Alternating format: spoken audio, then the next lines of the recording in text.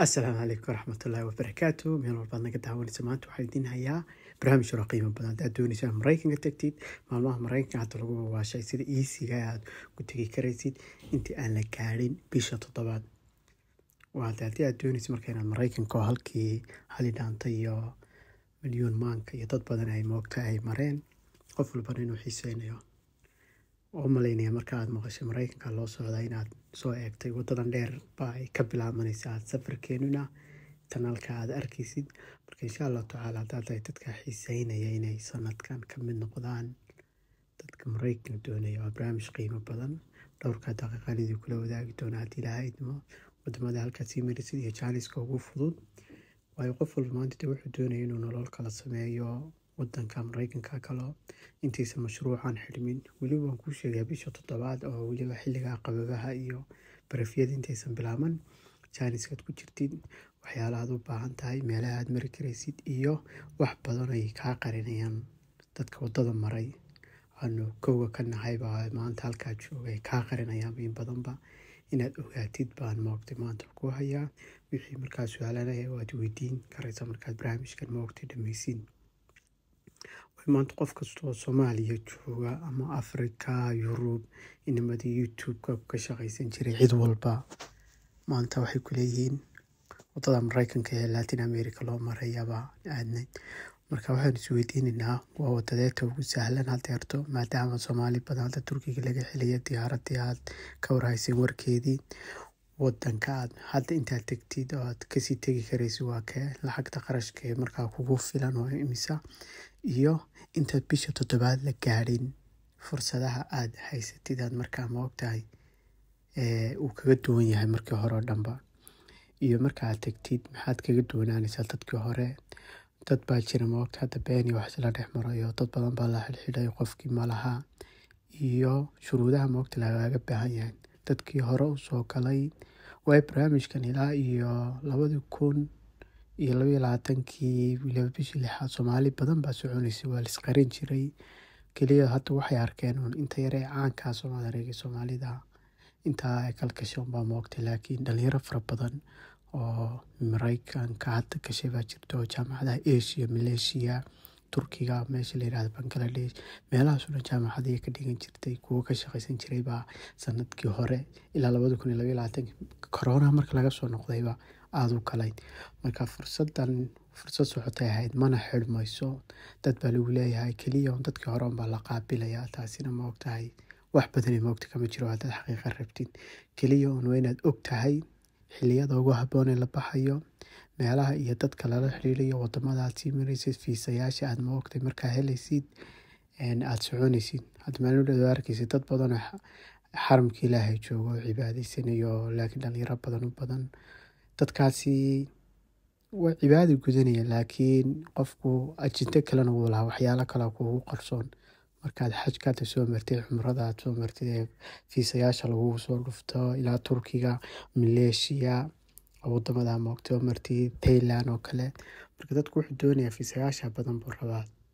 marka jaaniska ugu fiican baan idin la wadaagayaa hadii aad markaa aad diyaar tahay hadaad doonaysid markaa xog rasmiya hadaad ka mid tahay dadka moogtahay dhoofka uu waashay doonaya inay nolosha wax ka bedelaan ama waalidka waxa taraan ama naftiisaba waxa taraan aad ka mid tahay barnaamijkan kula wadaagay hadii Ilaahay idmo sida ugu fudud aad wadamadaas oo dhan ku mari karaysid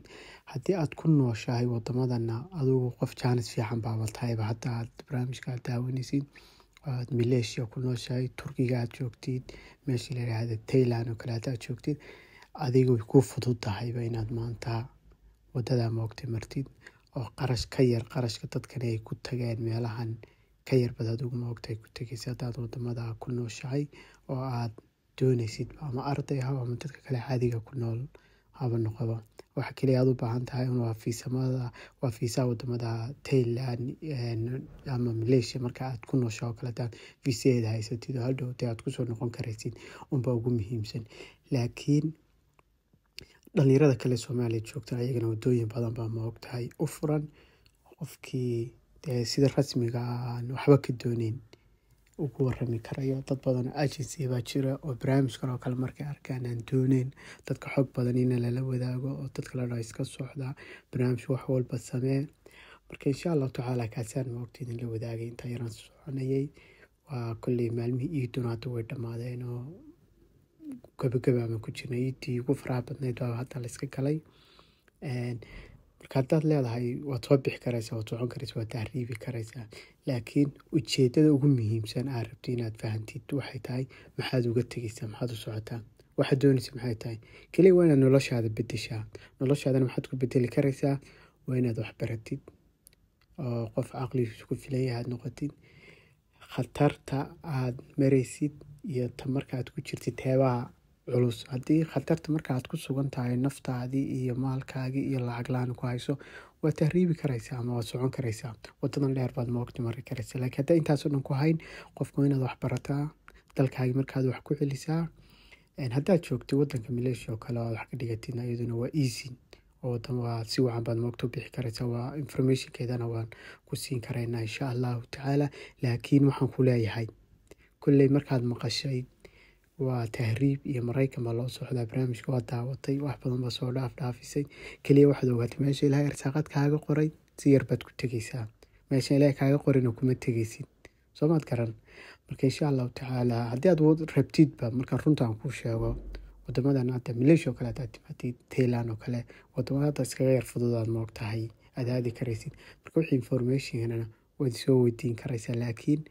ogow wixii Ilaahay kuu qormana kuma seegayaan. dadaal baa adiga lagaaga baahan yahay, taladana waa ku siin karaya insha Allahu tacaala. aad baad u mahadsantihiin. shirkadda waxbarashada Noor Educational Service waa shirkad madax bannaan kana shaqeysa arrimaha waxbarashada iyo adeegyada bulshada kana howlgasha gudaha dalka iyo dibaddaba. shirkaddan waxaa la aasaasay sanadkii 2016. shirkadda Noor waxay xoogga saartay inay daboosho kana caawiso baahiyaha ardayda Soomaalidu meel kastay dunida ka joogaan, iyadoo ugu adeegaysa si mas'uuliyadi ku jirto una fududeynaysa siday u heli lahaayeen adeegyo waxbarasho oo tayo leh. adeegyada shirkaddu bixiso waxaa ka mid ah xareynta iyo soo saaridda jaamacadaha, la talinta ardayda xagga waxbarashada, tababaridda ardayda iyo shaqaalaha shirkadaha, fiisayaasha caafimaadka, fiisayaasha dalxiiska, iibinta tigidhada diyaaradaha, kireynta guryaha ardayda iyo qoysaska. xarumaha shirkadda ayaa ku kala yaala wadamo ay ka mid yihiin Malaysia, Turkiga, Bangladesh, Suudaan, China, Qatar iyo Uganda. shirkaddu waxay sanadkan muddo isbuuc gudihiisa ku soo saaraysaa fiisaha caafimaadka ee dalka Malaysia iyo sidoo kale fiisaha waxbarasho ee dalka Uganda. hay'adda Noor Education Service and Consultancies hadday tahay waxbarasho, caafimaad iyo dalxiis iyo arrimihii kaleba. sidoo kale waxaanu sanadka ku soo kordhinay inay idin qabato traininada xagga tababaridda shaqaalaha kambaniyada ama waxa la yiraahdo shirkadaha gaarka loo leeyahay inay u tababarto. adeegaasina waanu ku soo kordhinay. wixii faahfaahinayna waxaad kala xidhiidhi doontaan adreesyada hoos idinka muuqan doona haddii Ilaahay idmo.